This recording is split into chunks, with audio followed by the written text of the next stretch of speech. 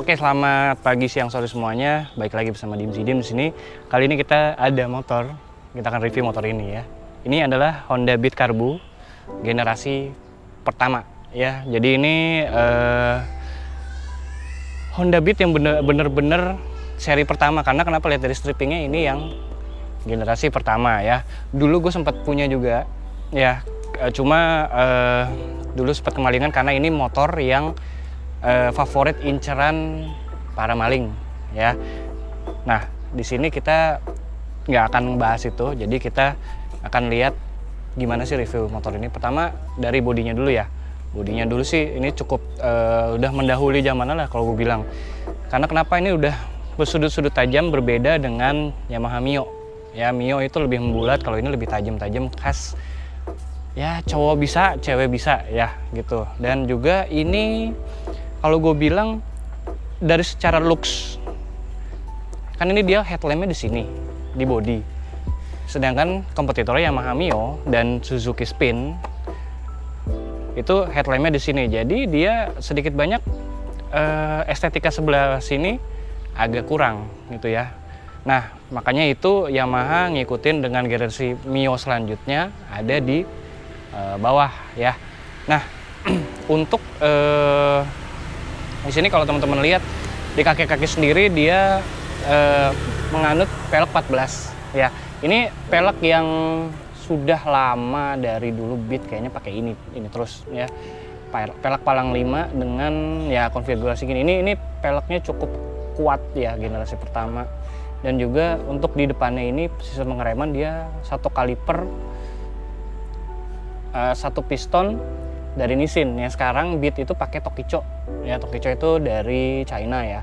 Untuk kaki-kaki sendiri cukup kecil, tapi kalau gue bilang bantingannya sendiri cukup empuk ya. Nah, untuk kaki-kaki sendiri ini terkenal kalau misalnya Honda Beat ini jauh lebih empuk daripada Yamaha Mio ya. Shocknya dulu, shocknya Yamaha itu terkenal keras, Honda itu terkenal lembut. Jadi banyak orang yang switch shock belakangnya Beat itu dipakein ke Mio ya. Oke, dari sini kita bisa lihat ke belakangnya, mesinnya masih dia ininya, filternya masih di belakang, pas banget di depan roda, bukan di belakang ya. Jadi tidak ada apa namanya di sini yang besar. Kapasitasnya juga masih kecil untuk filter udaranya, jadi dia mengambil dari sebelah sana, nanti kita akan lihat ya. Nah, ini yang gue bilang tadi, shock breaker belakangnya ini terkenal lembut. Even ini terlalu lembut kalau kata orang sih, makanya ya kadang-kadang bantingannya sus gitu ya. Dah, ini untuk CVT-nya sendiri masih standar ya kayak gini ya. Ini seri-seri pertama dari Honda yang reliability-nya cukup terjaga ya. Nah, untuk kita bisa ke sini, kita lihat dari panel dashboard. Nah, ini speedometernya cukup terbaca dengan baik ya. Ada 0 sampai 140, di sini ada bensin ya. Dan ini cukup fungsional karena ya cuma segini aja matic gitu. Untuk lampu jauhnya di sini, indikator, lampu sen di sini ya.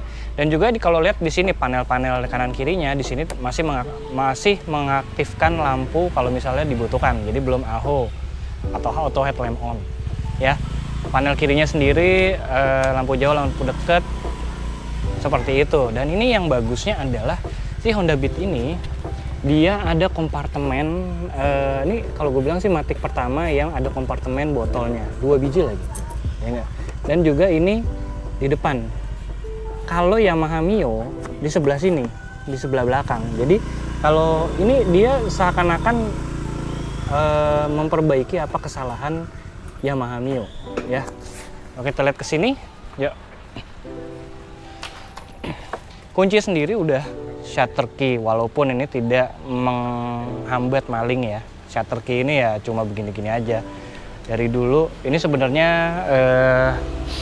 fitur yang bagus, cuma tapi tidak bisa mencegah maling ya. Oke, boleh dari sini. Untuk knalpotnya sendiri seperti ini ya, tipikal Honda pada zaman dulu ya, rata-rata knalpot gini, sampai Scoopy juga begini ya. Lalu kita lihat bagasinya.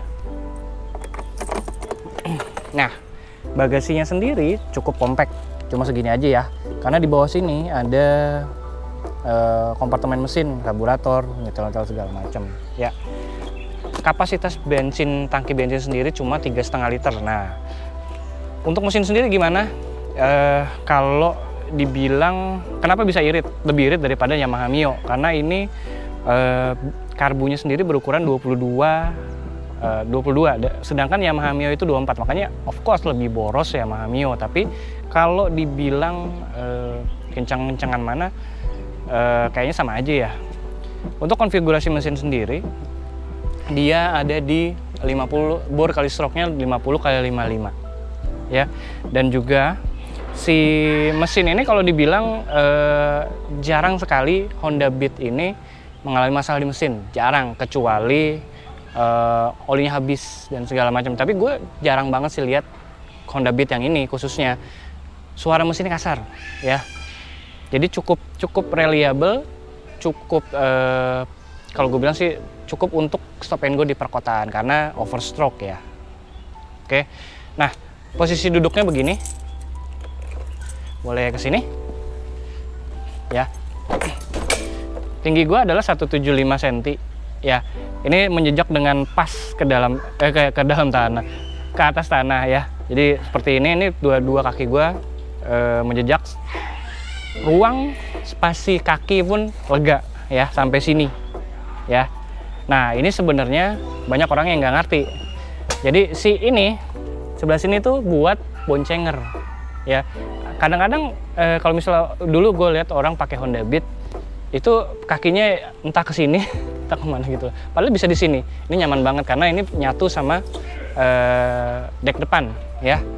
Dan ini cukup untuk 2 galon bisa kalau misalnya teman-teman mau buat isi galon atau belanja ya, bisa ya. Nah, fitur-fitur sendiri nggak banyak yang bisa diunggulkan ya, karena memang masih ya begini-gini aja. Kompartemen, bagasi juga cukup kecil, segala macam. Bahkan Mio pun lebih besar gitu ya. Nah, kita dengerin dulu suara mesinnya.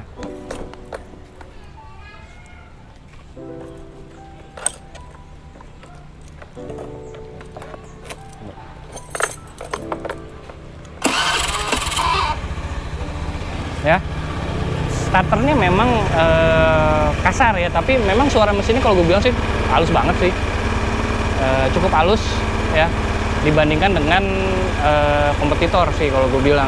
Kalau Yamaha tuh agak-agak ketak-ketak gitu gimana, cuma begitu. Ini Honda sih halus banget ya, dan juga mesinnya bandel. Oke. Nah, penyakit dari motor ini adalah pertama biasanya kelistrikan, karena di sini kita matiin dulu.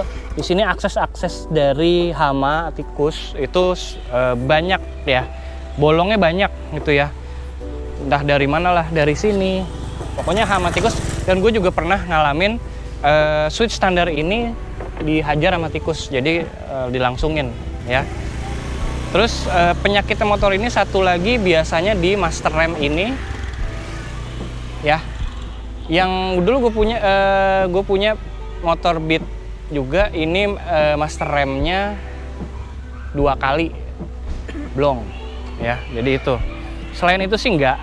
Ini velgnya nggak geol-geol kayak Yamaha Mio dan segala macem. Paling di lampu aja yang berulang kali mati, yaitu wajar lah untuk yang bohlam. Biasanya sih kelistrikan nggak begitu ini ya, nggak begitu isu, jadi isu di Honda Beat yang ini. Paling speedonya mati, ya wajar lah itu ya. Itu aja sih. Lalu gue bilang dan juga motor ini cukup irit. Dulu itu 3 liter itu bisa 3 hari atau 4 hari ya, dengan jarak kerja itu sekitar 30-an kilo ya. Jadi cukup irit ya. Lalu untuk cewek cowok bisa, karena ini motor enteng banget ya. Untuk orang yang bertubuh tambun juga temen gue pernah pakai ini, motornya fine-fine aja. Ya. Untuk orang yang cewek berbadan kecil masih oke, segala macem ya, kurang lebih itu sih. Harga jualnya berapa? Ini kebetulan yang gue tahu, ini harga jualnya lagi digoreng ya. Jadi memang karena bukan kelangkaan ya, tapi lebih kepada bandelnya ini si Beat Karbu pertama melebihi Beat yang lain gitu ya, Beat generasi selanjutnya. Jadi ini harganya masih tinggi. Gue lihat di marketplace itu sekitar 5 sampai 9 juta, mungkin 9 juta pun ada gitu loh. Tergantung kondisi, surat-surat dan segala macam ya. Jadi kalau teman-teman mau motor yang komuter, nggak ribet tapi nggak memasalahkan ukuran bagasi, ini motor yang tepat ya.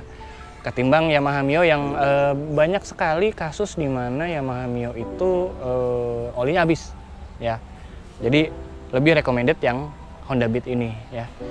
Honda Beat Karbu 2012-an deh ya. Pokoknya generasi pertama ini lebih reliable daripada Beat generasi selanjutnya ya. Kenapa? Ya begitu.